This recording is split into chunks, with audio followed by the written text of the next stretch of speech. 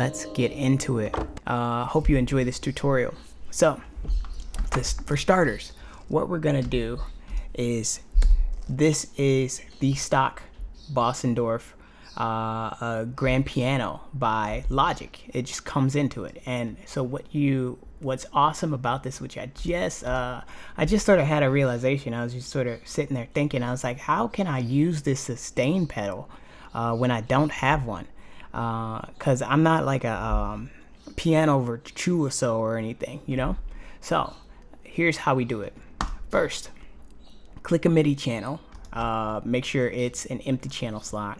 Or, I mean, you can click in here and pull up the piano, whichever you prefer. But empty channel strip. Go into, click on your little drawer button, your little toolbox. And then from there, what you want to do is scroll down to piano. Click that, and you can choose, this works for any of these. So go to your piano. It'll automatically come up with a sampler, channel EQ, compressor, tape delay. All this you can set up yourself. It also does already set up some reverbs for you, which we're actually not going to be focusing on. What we're going to be focusing on is the MIDI FX section. So you click that, and then what you want to do is to click on modulator, right? So this you can use to control your sustain pedal when you don't have one. You want to turn on your envelope, right? And in the 2 section, this is what triggers your envelope, right? So you click that, scroll down to sustain, number 64 down here. Make sure you turn your output level all the way up. That opens up the threshold for how hard that sustain pedal is pushed down, right? And what you want to do is, now that you have that, it's already keyed in so that you can have the most sustain for your playing.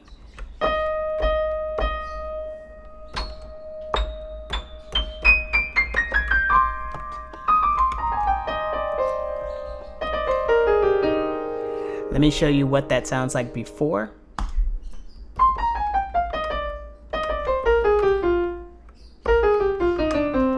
And then after.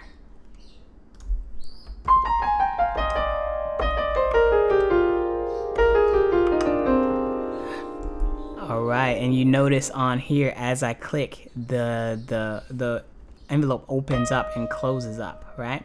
So that's all changeable, right? You can press your musical note. You can, for one, change the attack via milliseconds and hold times via milliseconds, all of that. But you can also make it more musical and make it sync to your project tempo.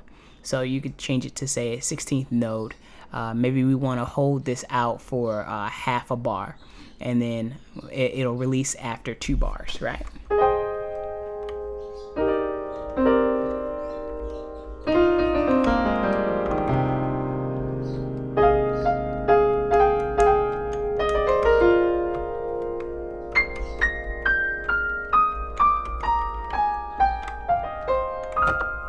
And what's cool about this method is that every time you stroke a note, it closes the sustain. So the sustain goes all the way down. So that prevents you from actually getting any muddy notes because of the sustain holding over.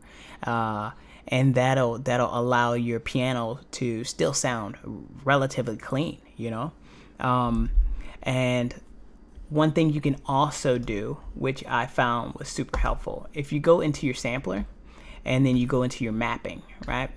I have a sample that I placed in of this right here. Hang tight. Let me click into it. Edit. Boom, boom, boom, boom, boom, boom. Uh-oh. Zone. This one right here. Let me see if I can play it for you. Maybe not. All right, we're gonna grab it old school way, the real way, the way I've done it. Okay, so I went into my splice channel, and this is just a piece of wood that I found in the sound effects. So grab that, drag that into your project. Let's see here. Boom. And in your piano settings, in your sampler, you just add that piece of wood down at the bottom here, and then make sure you drag it out so that it plays across the entire playground. The entire playground or key selection. And you want to click pitch so it doesn't change in pitch as you go down, because every time in a real piano, when you play a note, there's like a little clacking that happens too, and you can actually change that to. So here's the thing with real pianos: when you play those notes, the louder you get, the more the sound of the piano drowns out those key sounds with harder strokes. So I set this down to let's see, down to 80, and then all the way down to 0. So every time I hit a note, let's see here, these keys will play. And it's not playing because that velocity is at its highest. But if I start playing softer, you can hear that clicking happening. So then when you're playing like really softly,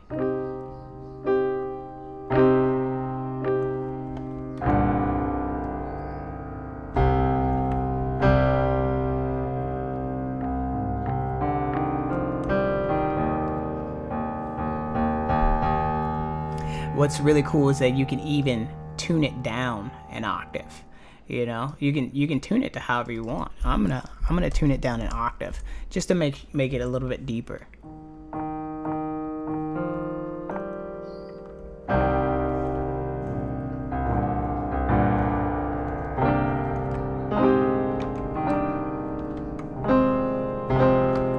But yeah, that's the tip.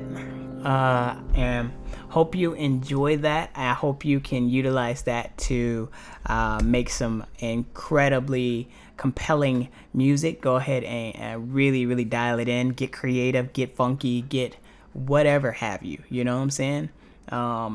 It's been a pleasure. Once again, don't forget to like, comment, and subscribe. I'll be giving more updates, more tutorials. And we're on this journey together, and I hope you have a great rest of your day.